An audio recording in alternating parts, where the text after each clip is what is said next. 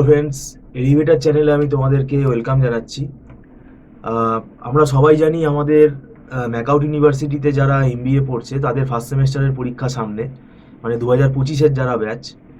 এবং এটাও মাথায় রাখতে হবে, এবারে কিন্তু ম্যাকআউট ইউনিভার্সিটির এমবিএ ফার্স্ট সেমেস্টারের পরীক্ষা হয়ে যাওয়ার পরে সময় কিন্তু খুব কমে যাবে, কারণ সেকেন্ড সেমেস্টারের সময় কিন্তু খুব একটা পাওয়া যাবে না। তো আমাদের সেকেন্ড সেমেস্টার নিয়ে আজকে আলোচনা করব, সিলেবাস নিয়ে আলোচনা করব এবং বিভিন্ন তথ্য আমরা দেবো। আমাদের মধ্যে উপস্থিত আছেন মিস্টার সৌভিক দত্ত, আপনাকে ওয়েলকাম জানাচ্ছি। নমস্কার। এমবিএ সেকেন্ড সেম মানে 2026-এর যারা ব্যাচ, তাদের আপনি কি অ্যাডভাইস দেবেন? কত আগে থেকে তাদের অ্যালার্ট হওয়া উচিত, পড়া শুরু করা উচিত বলে মনে করেন আপনি? অবশ্যই এমবিএ দেখুন, এমনিতেই এমবিএ ফার্স্ট সেমিস্টার পিছিয়ে গেল, এবারে 2026-এ ফেব্রুয়ারিতে হবে শুনছি। তো হতে হতে তার মানে ফেব্রুয়ারি পুরো গেল। আগের বছর যারা এদের সিনিয়র ব্যাচ ছিল, 2025-এ যারা পরীক্ষা দিয়েছে ফার্স্ট সেম, তাদের পরীক্ষা কিন্তু জানুয়ারি 7-8 তারিখ থেকেই স্টার্ট হয়ে গেছিলো এবং জানুয়ারির 20-22-এর ভেতর শেষ হয়ে গেছিলো। তার জন্য জানুয়ারি লাস্ট বা ফেব্রুয়ারির প্রথম থেকে এরা পড়তে পেরেছিল। তাহলে এদের হাতে সময় ছিল ফেব্রুয়ারি, মার্চ, এপ্রিল, মে, মানে প্রায় 4 মাসের কাছে।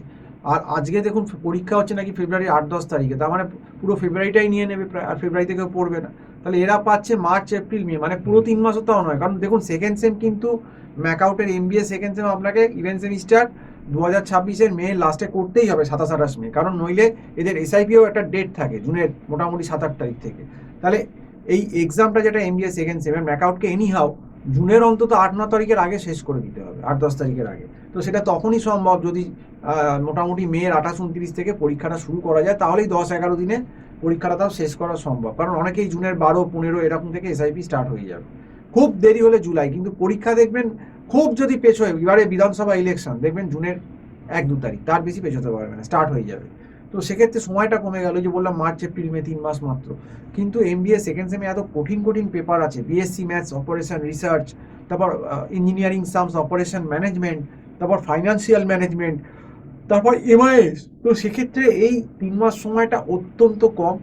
এবং যারা এই ভিডিওটা দেখছো এবং যারা তোমরা এমবিএ ফার্স্ট সেম দেবে ম্যাকআউটে এই 2026-এর সামনে, তোমাদের ফেব্রুয়ারিতে পরীক্ষা হবে, তাদেরকে আমি বলবো যে ভুলটা ফার্স্ট সেমে করলে টিউশন নিলে না, এখন পস্তাচ্ছ, তোমরা কিন্তু যদি অপারেশন রিসার্চ আর অপারেশন ম্যানেজমেন্টে টিউশন সত্যিই নিতে চাও, তাহলে কিন্তু আমি তোমাদেরকে বলবো যে তোমরা কিন্তু প্রথম থেকে আসো, মানে যেই ফার্স্ট সেম হয়ে যাবে তার 2-3 দিন পরেই আমার সঙ্গে তোমরা যোগাযোগ করো। কারণ আমাদের ব্যাচ কিন্তু মোটামুটি যেই ফার্স্ট সেমিস্টার হয়ে যাবে তোমাদের এমবিএ পরীক্ষার ম্যাকআউটের, তার 2-3 দিন বাদ থেকে আমাদের কিন্তু ক্লাস চালু হবে। কারণ আমরা কিন্তু সময় নষ্ট করবো না, কারণ এমনিতেই আমাদের কাছে সময় খুব কম। এই জন্যেই তোমাদেরকে এই বাস্তবতাটা বলা, যে বি অ্যালার্ট।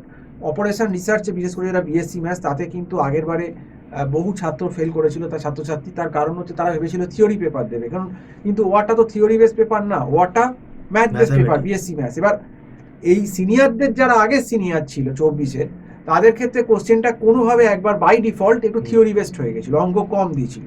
তো সেইটা দেখে অনেকে ভেবেছিল কি না, এইবারও পুরো থিওরি আছে। সেই থিওরির ভরসায় যারা গেছিল তারা সাংঘাতিকভাবে ডুবেছিল এবং বহু ছাত্রছাত্রী ফেল করেছিল। এবং বজবজের দিকে একটি কলেজ আছে, আমার এক নিজের ছাত্রী পড়তেন, তিনি নিজে বলেছেন যে মোটামুটি অনেক সাপ্লি হয়েছিল। তো সেক্ষেত্রে তোমাদেরকে বারবার বলছি, যারা অপারেশন ম্যানেজমেন্ট, অপারেশন রিসার্চ আর ফাইন্যান্সিয়াল ম্যানেজমেন্ট এইগুলো পড়তে চাও, আমার যে নাম্বারটা দেওয়া রয়েছে 9831044518, এই নাম্বারে কল করে যোগাযোগ করো।